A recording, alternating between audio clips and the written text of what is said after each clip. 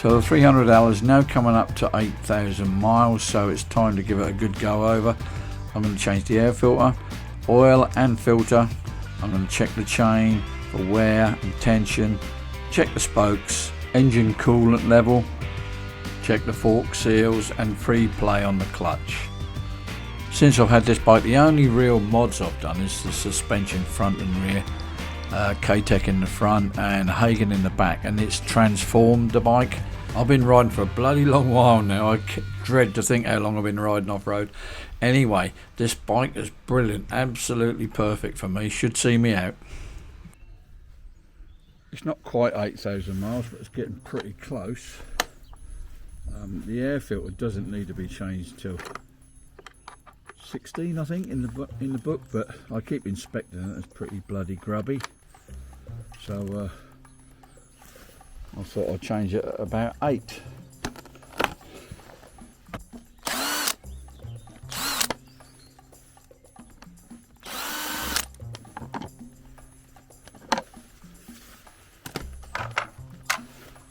So it's quite easy to do. Slide it out, put a new one in. Yeah, look at the state of that. Look, I have blown it out a couple of times from this side, dust in the summer, but it's looked pretty grubby. They say 16,000 miles, but I'm going to change it now. This is the genuine Honda filter, part number. Because of all this bloody plastic around it and all this bollocks, I'm sure that's why it's so expensive. Anyway, it's quite easy to fit.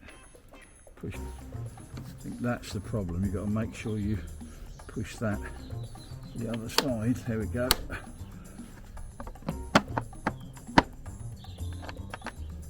That's the first job done.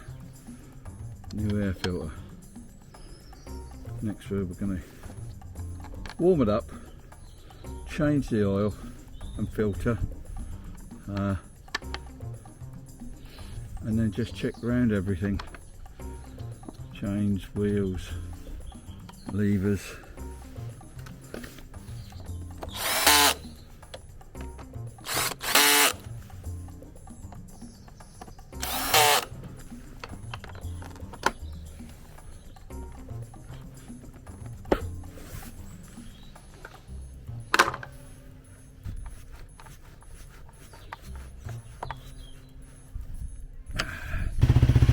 Make sure when you're changing your oil, you get your bike right up to temperature so the oil runs out nicely.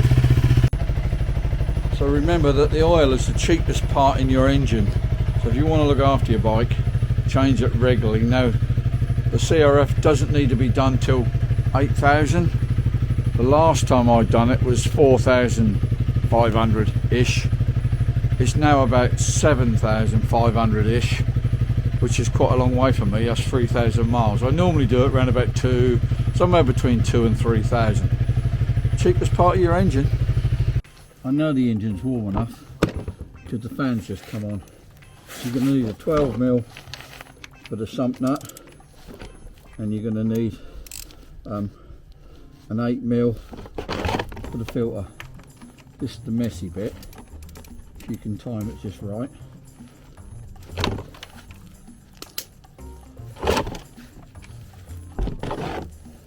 Another good reason for not doing it in a garage. And doing it on the stand is always good because the bike is leaning the same way as the nut is.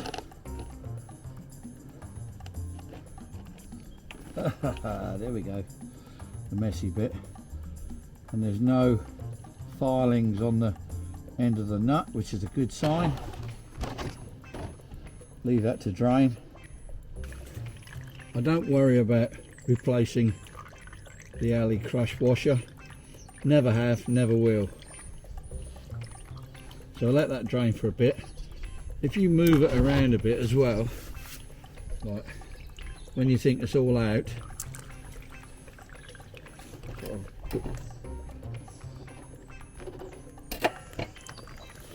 roll it about a bit and you'll see a bit more will come out.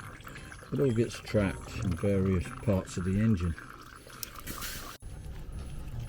There's probably a torque setting for this that I'm in.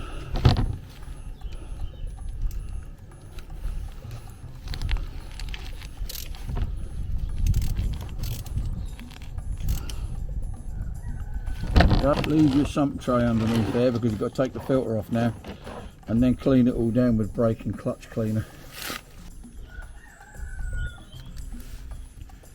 This gasket is one of those one-time crush gaskets, so Honda would like you to keep buying them, but if you clean it up and then put a bit of blue Hylamar on there, and that'll go again.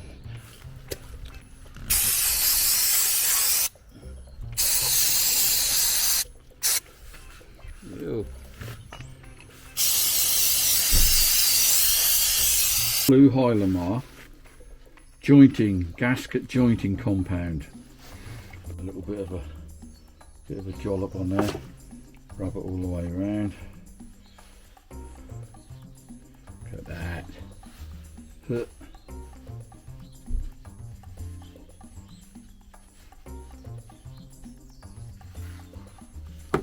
Sticky stuff. Put on both sides.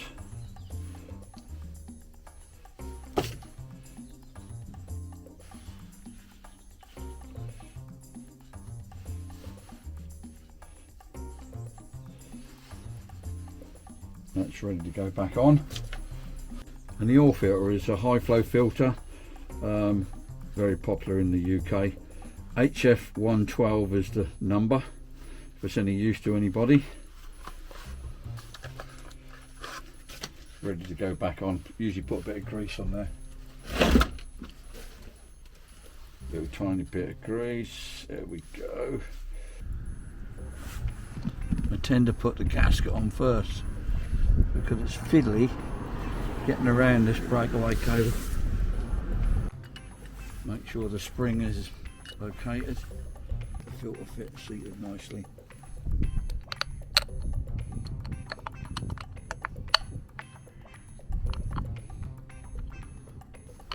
Once you've got two in, you know you've got your gasket in the right place. There we go.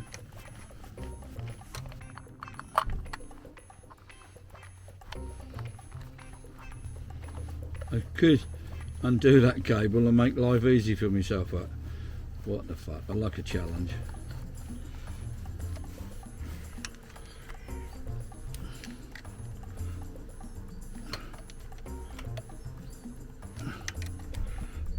There we go.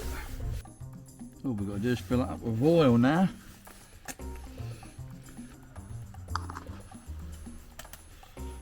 Rock oil, good stuff. I don't know how much goes in here now. I don't know. What is it? Litre and a half. Anyway, we'll put it in till it's on the glass, and then we'll run it up and check it, because by the time it gets around all the clutch and everything, it'll want a bit more, and into the filter.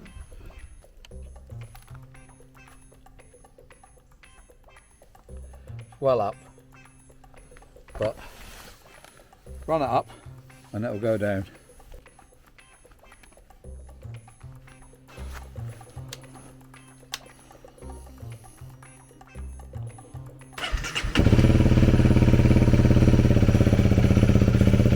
Let that circulate for a little while. Level.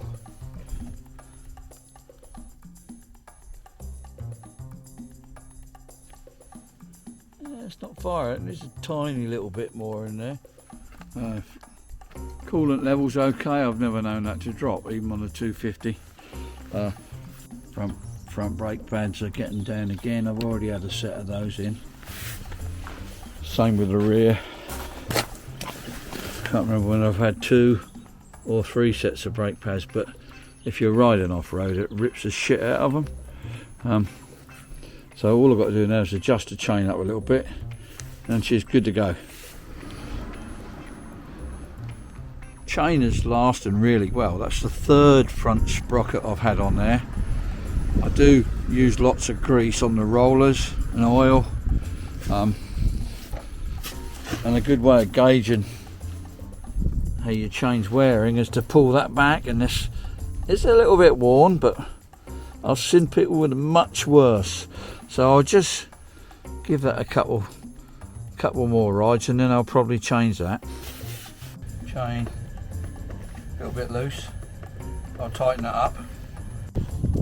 Tools required: 24 for the big nut, 17 for the other side, a 10 and a 12 to adjust it.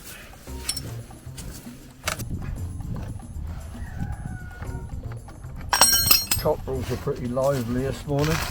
Yeah, my travel was quite a way out because I've gone with a 13 tooth front sprocket and I haven't took a link at the chain, so just about get this, I reckon. So all you got to do is just count your turns. 2, 3, try that.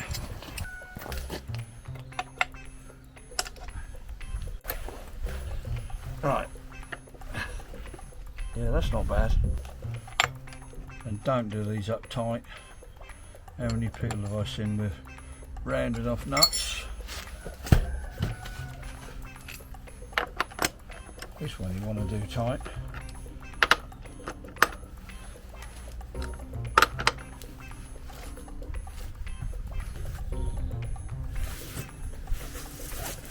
Check the spokes.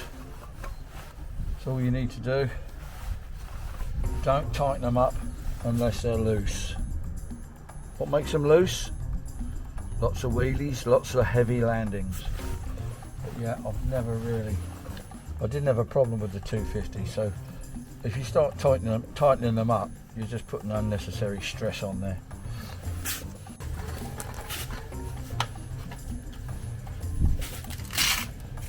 Fork seals,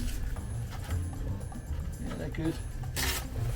I use these little Acibus protectors, keeps a bit of the shit out of the seals. They don't last very long, but they're okay, they're good. The levers are in as far as possible and not tight. Plenty of free play in the clutch. I like it like that. So that's all worked out pretty good actually, because that's all dropped in with the Christmas period. Done a few little jobs. I lowered it a couple of days ago. Still haven't tried it, but I should be able to try that in a couple of days.